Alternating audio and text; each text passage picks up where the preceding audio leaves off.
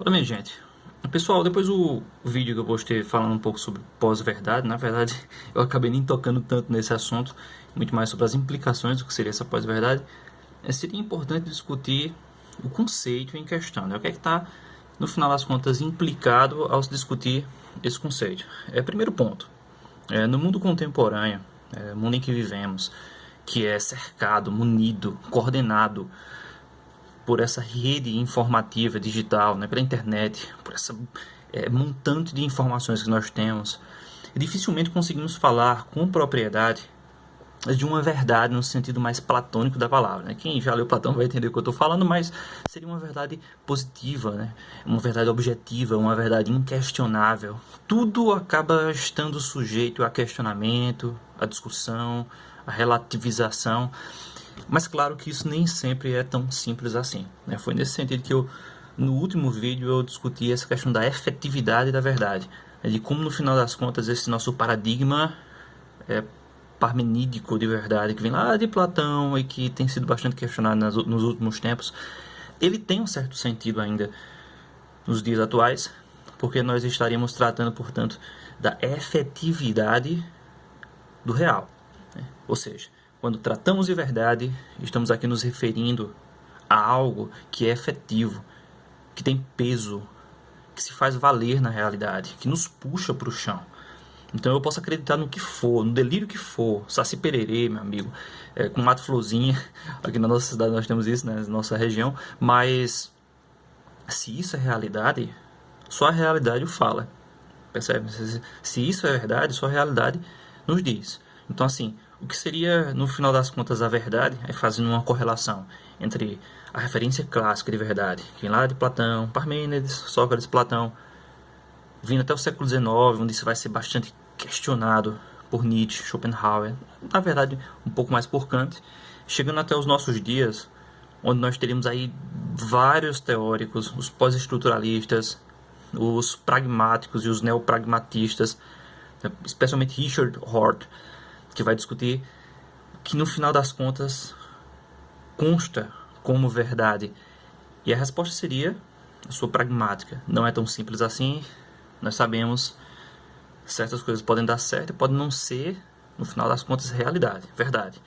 Mas o que a gente tem que levar em consideração, sobretudo nesses tempos, é a pragmática da verdade. Até que ponto uma coisa que eu digo ser verdade condiz com o real, tem efeitos na realidade. Até que ponto, no final das contas, certas fórmulas de realidade, fórmulas científicas, fórmulas morais, éticas, políticas, estão em conformidade com o real. Então aí a gente entra numa discussão muito bacana sobre o acreditar. No nosso mundo, no mundo contemporâneo, com esse conceito em vigor, que seria após a verdade, o problema é justamente o seguinte: facilmente alguém consegue, por meio de artifícios retóricos, questionar o caráter de realidade de certos conceitos, de certas fórmulas, de determinados preceitos éticos, morais, políticos, sociais, até mesmo científicos, baseando-se nessa questão da relativização.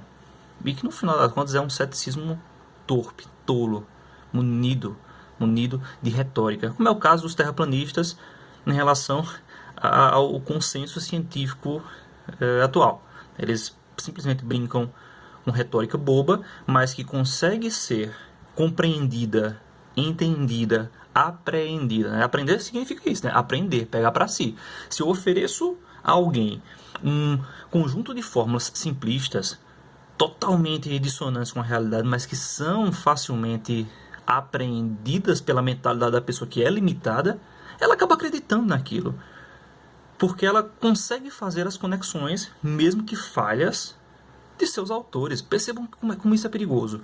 Então, os ignorantes, que são maioria, são a massa, eles conseguem dialogar entre si, compreender-se, mesmo no erro, estabelecer coalizões, estabelecer pactos, empreender, apoiar políticos, apoiar projetos sociais, econômicos.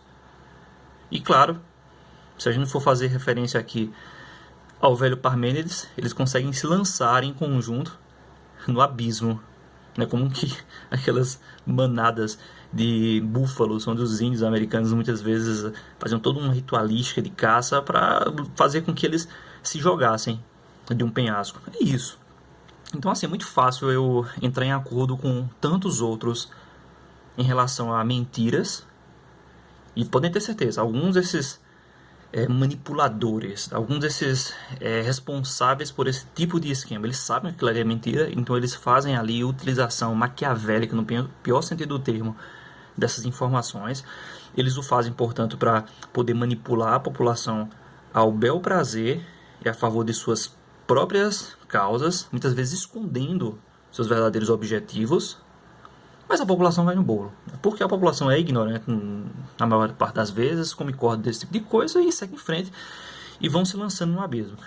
O contexto em que estamos vivendo, dessa crise, dessa pandemia mundial, ela é bastante propícia para que a gente comece a refletir sobre essa questão, né? Será que essas pessoas que manipulam, que vão utilizando-se de artifícios retóricos para coordenar a população ao seu bel prazer, será que elas não são vítimas das próprias mentiras? E quando a gente vê tantas notícias de grandes milionários que foram atingidos por esse tipo de pandemia, né, pelo vírus, pelas consequências do vírus, alguns deles morreram. Um pastor, depois eu entro em detalhes aqui em outro vídeo sobre os dados especificamente, mas um pastor neopentecostal sul-coreano, que foi um dos responsáveis pela propagação desse vírus, hoje em dia ele está sendo punido, ele está sendo processado por ter encabeçado essa onda de desinformação. Perceba, ele tomou consciência, porque o oriental é outro nível, né? Eu tenho certeza que certos irresponsáveis aqui do Brasil nunca fariam isso, mas ele tomou consciência do que fez, a força, mas tomou consciência, pediu desculpas em rede nacional e é tido como um dos grandes responsáveis pela propagação quase que limitada do vírus lá na Coreia do Sul, né? Que está conseguindo controlar a muito custo, mas que também está passando por problemas parecidos aqui no Brasil, onde pastores fazem a mesma coisa, percebam. Então, a ideia do acreditar, ela tem limites. Eu posso acreditar no que eu quiser. Isso aí é pós-verdade, o conceito de pós-verdade faz uma clara referência. Eu posso acreditar no que eu quiser, eu posso questionar os dados que eu quiser. Mas se essa minha crença condiz com a realidade, aí é outra coisa. Porque desde o filósofo dinamarquês Søren Kierkegaard, a fé é uma experiência intimista que só diz respeito àquele que a sente, né? A fé ela não possui uma unanimidade entre os indivíduos. Isso é muito importante. A gente pensa, né? Por exemplo, eu como um religioso, naturalmente penso que a minha fé condiz com aquele que a sustenta, mas aí é um erro, né? Porque a experiência da fé, mesmo dentro da mesma tradição, como é a cristã, ela difere de indivíduo para indivíduo, ainda mais, meu amigo, de corrente para corrente. Protestantismo, catolicismo, as vertentes, as raízes do protestantismo, as raízes que se proliferaram dentro do catolicismo mesmo, você tem várias correntes de pensamento, etc. Então, mesmo a fé, ela é uma experiência subjetiva e que difere de indivíduo para indivíduo. Mas a ciência, os acadêmicos tratam de coisas distintas, tratam de fatos. Então, é nesse sentido que a retomada, a recuperação do paradigma tradicional de verdade, ele é importante. É importante que a gente discuta até que ponto é importante acreditar e o que significa acreditar.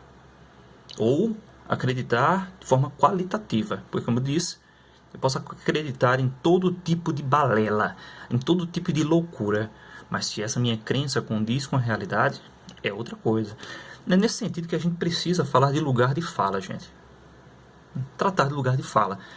Esse termo, né, essa provocação, lugar de fala, esse conceito, geralmente aparece nas discussões envolvendo muito a antropologia, a sociologia, o multiculturalismo, né? O pessoal que tem de lugar de fala para tratar de certos temas, como o caso de afrodescendentes que tratam sobre temáticas que eles vivenciam, por exemplo, preconceito, as mulheres em relação a temáticas que elas efetivamente vivenciam e que nós, homens, não temos acesso da mesma forma. Mas a gente também pode pegar esse mesmo conceito, o lugar de fala, e desenvolvê-lo tendo em vista a fala da credibilidade. Porque acreditar significa isso, né? É vincular a minha crença racional a alguém que tem credibilidade. Acreditar é isso, né? Atribuir crédito. E esse crédito não é atribuído apenas por mim, não. É por uma comunidade, por uma gama de profissionais que trabalham na formação superior de outros profissionais, por exemplo, os professores, os pesquisadores, e ao longo do tempo eles vão avaliando seus discípulos, discípulo é uma palavra pesada, mas seus alunos mesmo, os professores e pesquisadores em formação. Todo mundo que se submete a um curso superior, por exemplo, biologia, química, física, engenharia, medicina, ele vai ali passar anos estudando diversos tópicos, diversos temas de estudo, matérias, cadeiras, e ao longo dos anos ele vai ser avaliado por inúmeros profissionais.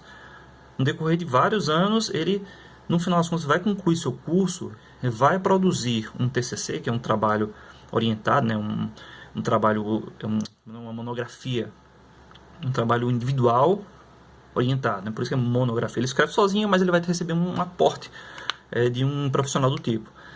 E, em última instância, esse profissional vai apresentar sua pesquisa a outros profissionais do tipo com credibilidade para conferir se aquela pessoa é ou não é capacitada para levar o nome que ele vai levar a partir dali. Seja um físico, um historiador, um biólogo, um professor, pesquisador de filosofia. Isso também é muito discutível no que diz respeito ao que é o filósofo, né? Quem é que avalia o filósofo? São outros filósofos. Então são seus pares que o avaliam. É um profissional credenciado, ele recebe esse credenciamento de seus pares, de pessoas que estão no mesmo lugar de fala que eles. Então é um voto de confiança mediante um longo período de avaliação. É para isso que servem as avaliações. Para que o cara não saia do ensino superior um débil mental. E que ele tenha, no final das contas, credibilidade sobre aquilo que fala. Ainda assim, e fique claro, alguém que é formado em uma determinada área, ele não é o tutor, ele não é o detentor da verdade absoluta. Ainda assim, ele é sim credenciado. Olha aí, as palavras elas se denunciam. Então assim, credibilidade indica a viabilidade do acreditar. É natural, é racional e é bom que eu acredite naquele que tem capacidade de falar de forma conceituada, aprofundada, substancial sobre a sua área de estudo e não um youtuber que esteja falando. Agora eu estou falando aqui sobre minha área, né? Sobre a filosofia, sobre a área que eu realmente tenho responsabilidade, sobre que eu tenho credibilidade. Então o acreditar ele se vincula à crença e não simplesmente minha crença como eu bem entenderia. Acreditar, gente, também faz referência a créditos, né? Como assim créditos, né? Justamente porque os profissionais em suas respectivas áreas, eles acumularam ao longo de anos créditos. Eles foram pagando suas cadeiras. Na universidade a gente fala assim, eu pago uma cadeira, eu pago um componente curricular e eu ganho com isso créditos. Você tem uma pontuação que vai sendo obtida ao longo dos anos. Ele tem créditos. Esse cara não estava lá gratuitamente, ou a maior parte deles não estava lá gratuitamente, estava estudando, estava se esforçando, estava dando um gás, estava suando. Eu deveria ter feito isso. Em última instância, isso é o que torna uma pessoa conceituada. Porque ao longo desse percurso de estudos, ele foi adquirindo diversos outros conceitos. Diversas fundamentações, fontes bibliográficas que lhe possibilitam falar com propriedade sobre suas respectivas áreas. Em última instância, isso fala sobre o que é formação. Formação é dar forma. Formação é literalmente modelar, lapidar, definir, né, ir dando forma como se fosse um escultor diante de uma pedra de mármore. Vou dar aqui o exemplo mais grego possível. Uma pedra de mármore, e o escultor vai lapidando lentamente seu projeto. E o projeto é um outro professor, outro profissional, outro pesquisador na sua área. Isso é formação. As culturas, elas funcionam naturalmente transmitindo seus valores de forma muitas vezes não problemática, não crítica, mas a formação ela depende da crítica. Os acadêmicos, os professores, os pesquisadores de todas as áreas, eles dependem da crítica para se aperfeiçoarem e aperfeiçoarem a formação em vigor. Eles contribuem decisivamente com as próximas gerações, quando eles melhoram enquanto pessoas, recebendo críticas e melhorando a partir dessas críticas. Então a ciência e a academia em geral, ela depende, gente. Ela depende desse caráter falível de suas ideias. A ciência, a filosofia e a ciência, de forma geral, elas não defendem uma verdade absoluta, mas não é porque não existe a verdade absoluta.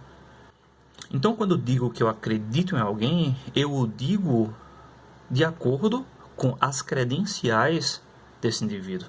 Eu digo, ou deveria levar em consideração as credenciais, a formação, até que ponto esse indivíduo é conceituado para falar com propriedade sobre aquilo que ele fala, porque isso é decisivo. Isso não torna a palavra desse cidadão, desse indivíduo, inquestionável, mas isso aí é o que torna a minha crença racional, fundamentada, condizente com a realidade, minimamente condizente. E não simplesmente porque a realidade deve obedecer às minhas crenças, tal como diria o conceito pós-verdade, que reina na atualidade. A pós-verdade é isso, é a suposição de que a verdade obedece, ou pelo menos em grande medida obedece àquilo que eu acho, ao meu achismo, às minhas teorias, e não à realidade. E a ciência e a filosofia, claro, ela sempre foi uma tentativa de se construir, de se aproximar desse ideal de verdade que nunca vai ser atingido, mas que nós temos acesso hoje em dia a diversas ferramentas que nos possibilitam, sim, falar com certa propriedade da verdade, da realidade. A pós-verdade, não. Então, quais são as consequências disso? A verdade, como eu digo, ela é condizente com a realidade. A mentira com a falsidade e, consequentemente, e é isso que a gente precisa entender, a mentira, gente, ela pode ser extremamente destrutiva. Ela pode ser, literalmente, o mal. Né? Não é por menos que a filosofia e a religião andaram durante tanto tempo e juntas. Né? Porque dentro da tradição religiosa, das tradições religiosas de forma geral, a verdade obedece à ideia do bem, ao ideal de bem, a mentira ao mal, porque o mal, ele nos destrói. O mal é o divisor. O mal é aquilo que nos leva por água abaixo, nos enganando e nos lançando no abismo. A verdade não. A verdade, ela tenta nos manter com o pé no chão. Então é importante que a gente seja atento a todas essas discussões. Beleza? Valeu, um abraço.